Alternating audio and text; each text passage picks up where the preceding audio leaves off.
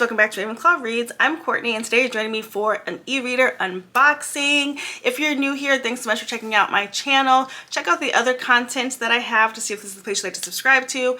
I do e-reader unboxings, reviews, comparisons, TBRs, wrap-ups, weekly vlogs, daily vlogs, so check it out and we'd love to have you subscribe. If you're returning, thanks so much for coming back. Make sure you're subscribed and then hit the bell for notifications for when I'm posting. And don't forget to comment and engage in the channel. I love to respond to your messages. So today, I'm very excited to be opening up the second generation Boox Go Color 7. Now, if you're new here, a few months ago, I opened up the Boox Go Color 7. At that point, I didn't know it was first generation, but it was first generation. And I had it for a few weeks. I ended up returning it because I did not love the color gamut on it. And so as the second series came out, I was excited to hear that they have improved the colors. And I'm excited to see how it compares with the Color Soft, which I have, and the Kobo Libra Color, which I have.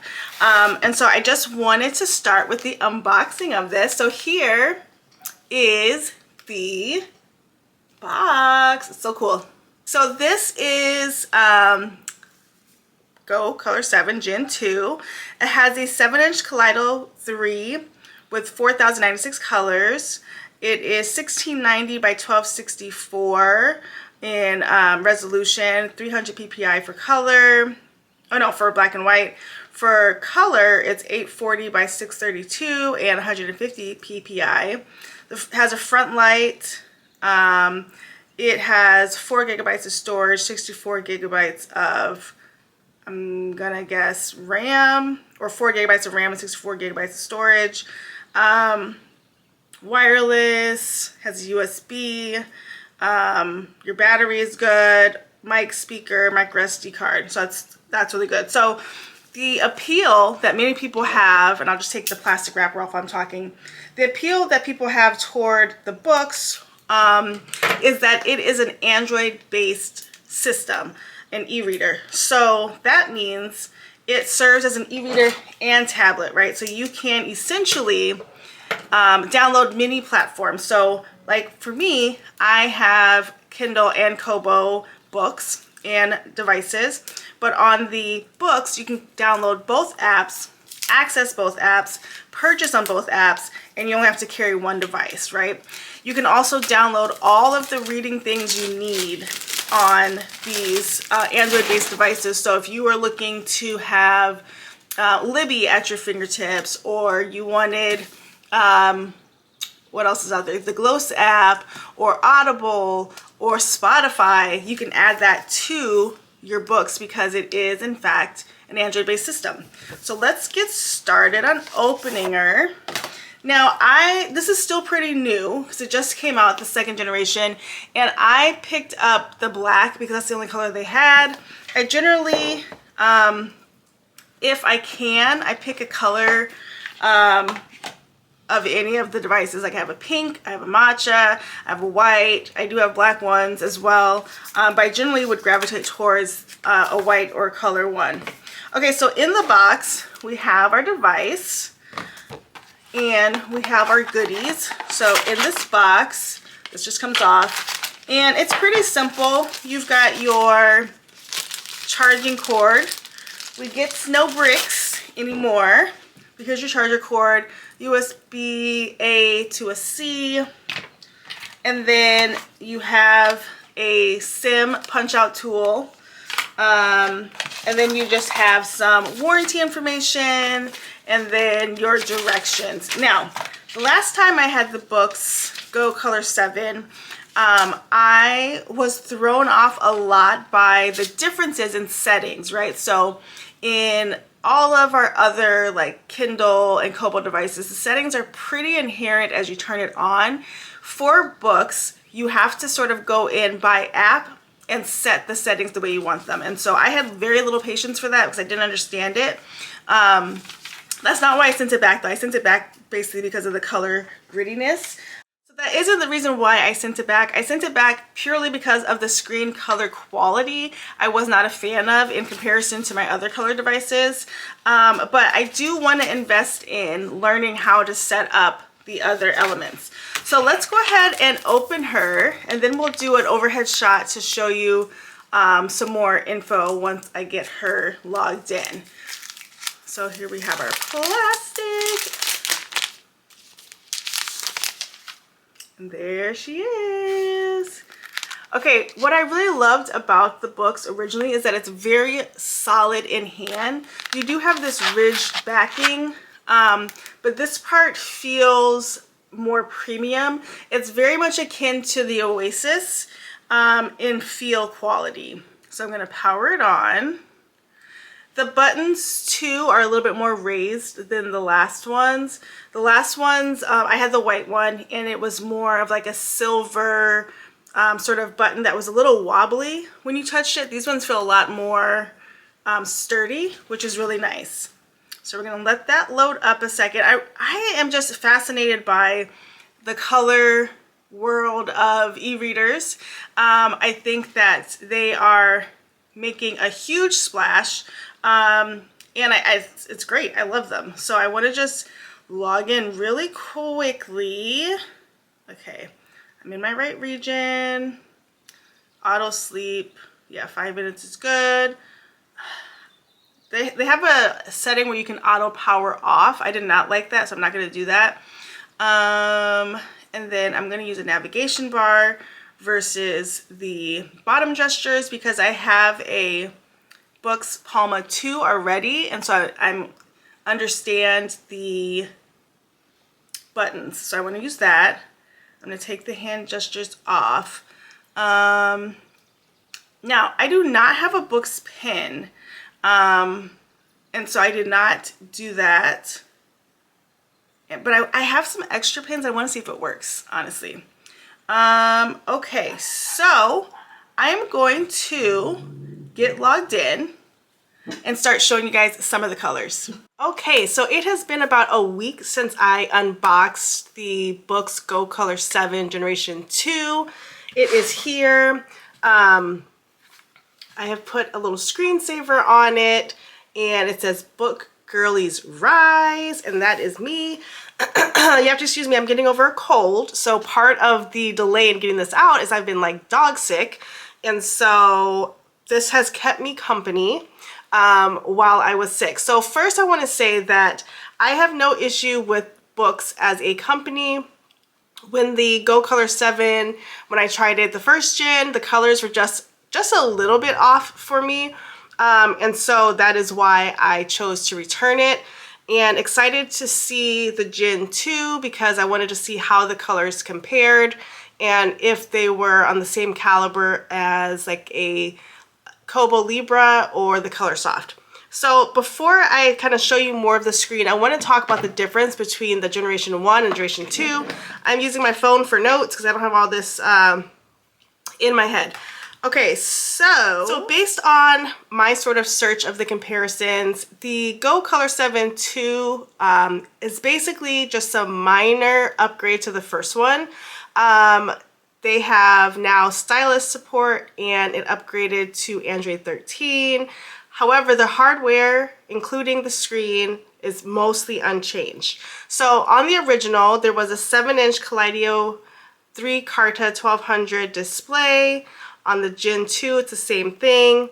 On the original, it ran Android 12. This one can run Android 13. This one has stylus support. It does not have stylus support on the first one. But they have the same hardware and design. There's no physical design differences. Now, I did not purchase the stylus because it was an additional like $60 or $70, and I just wasn't even sure how I felt about this device, so I didn't pick it up. I did see some people say that you could use any sort of Bluetooth stylus, and I have an extra one, and I could not use it on here, so no, you can't. You do need the actual Boox stylus, as far as I know. If you know different, please comment down below because I would love a good workaround. I don't want to pay $70 for a stylus.